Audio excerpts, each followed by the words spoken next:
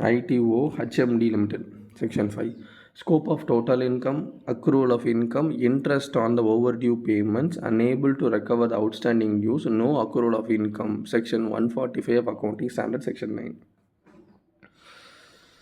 Dismissing the appeal of the revenue, the tribunal held that the assessee did not recover the overdue interest from the financial year 1996-97 and stop accounting for it for the years outwards. Collectably different from the accrual. Under this mercantile system, interest income accrues with time. The interest charged and debited to account as an income is recognized under the accrued system but not in a cash system.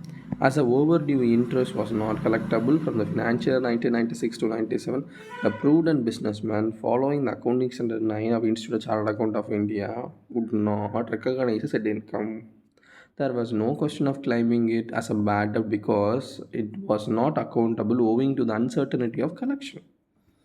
Wow.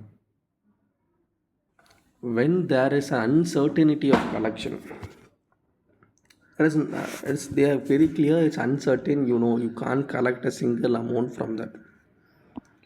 As per the accounting standard 9, it's not required to account that.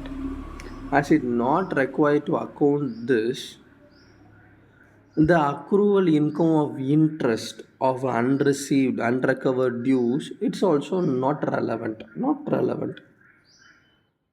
So, from 1996 to 97, the case what you saying is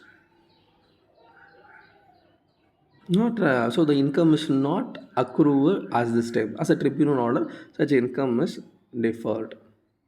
Good.